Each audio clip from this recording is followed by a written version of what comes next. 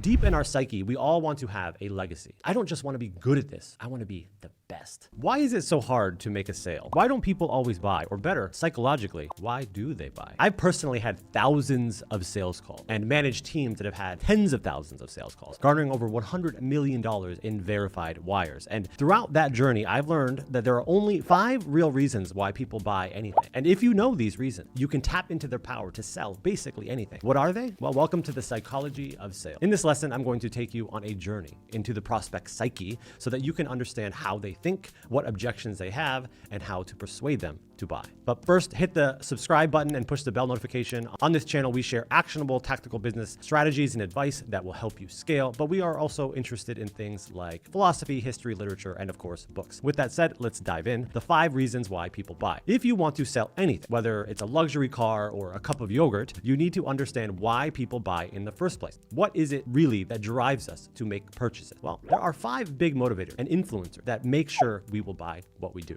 1, safety. We humans are a bit of a paranoid bunch. We like to feel secure, both physically and mentally. So when we see a product or a service that promises to keep us safe, we're more likely to buy it. We buy insurance, for example, to protect our homes and our cars. And we buy security systems to keep our stuff safe. We even buy locks for keeping all of our stuff safe. We'll do just about anything to feel secure. That said, money is basically the equivalent to safety in every way because we can't survive without it. Unless you have money, you won't be able to afford food and shelter and water, so therefore you're not safe. You won't survive. And this is why everyone wants more money. We ask how to save money. We look out for investments. We read finance books and we worry about inflation. Money is therefore safety, and any product that will help us make more money or save us more money, we probably are going to want to buy it. 2, freedom. The sweet taste of independence. We all crave it, and we're going to go to great lengths to get it. That's why we love products and services that give us more choice or autonomy. We buy cars so that we don't have to rely on public transportation. We buy houses so that we don't have to answer to a landlord. We even buy Netflix subscriptions so we don't have to watch commercials. Freedom is a fundamental need that we all have and that we want. So we try to find it in everything that we buy and everything that we do. 3, esteem. We're tribal by nature. We want to belong and we want to be seen as important in our community because we want to survive, because otherwise we're kicked out of the tribe, which means that we're dead. That's why we are drawn to products that will give us a boost in social status. Designer clothes, fancy cars, the same skateboard that everyone else in our class is talking about. Whatever it takes to belong and to be deemed worthy, we usually want. This is why social proof is extremely powerful in marketing. It's human nature to crave esteem and be part of the tribe. Legacy. Deep in our psyche, we all want to have a legacy. We want to live lives that mean something to more than just ourselves. We don't want to be a cat or a houseplant or a chair that just dies. We want to move the needle in some way, even if it's on a small scale. So we buy things that will fulfill this need. The house for our kids to grow up in, a college fund for our grandchildren, recycling shopping bags so that we're good for the environment, or a business that will help others solve a problem in the future. Deep down, we all want to leave our mark on the world and be remembered for something good. And if buying a few things that will help us feel like we are making a difference, then so be it. Finally, mastery. I don't just want to be good at this, I want to be the best. We've all had those thoughts at one point in our life. And when it comes to buying things, the desire for mastery is a powerful motivator. We see a shiny new kitchen gadget and think, I'll finally be able to master the art of soufflés with this bad boy. Or we see a new set of golf clubs and think, I'm going to be the next Tiger Woods, at least for the next few games. I won't come last in the office golf tournament. The desire for mastery can drive us to invest in things that will help us improve our skills or our performance, whether it's just a new guitar to help us rock out like Jimi Hendrix or a new yoga mat to finally nail that handstand. If we're going to put in the time and effort to get good at something, anything that we like,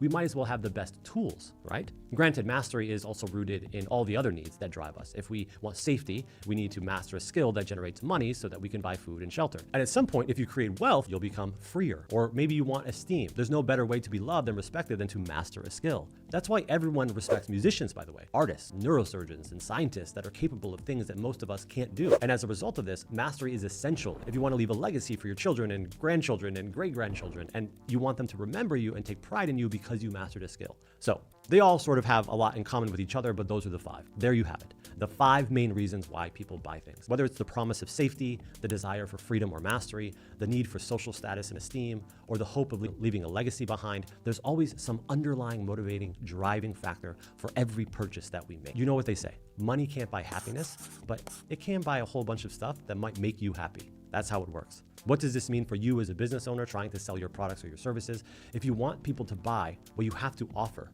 is you have to present it as something that will give them safety. It will give them freedom. It will help them master themselves. It will give them esteem in their tribe, or it will give them a legacy to leave for their family. If your product really helps fulfill some of these needs or all of them all at once, even partially, your prospects will find that your product is incredibly valuable and they'll want to exchange money for it. And as you can see, if you want to make a sale, you need to understand deeply why people buy what they buy. No one is ever buying something on the surface. If you ask why a few more times, you get down to our basic fundamental core needs. And if you want to sell something, you have to speak to those needs. Thanks for listening. Hopefully that helped. See you next time.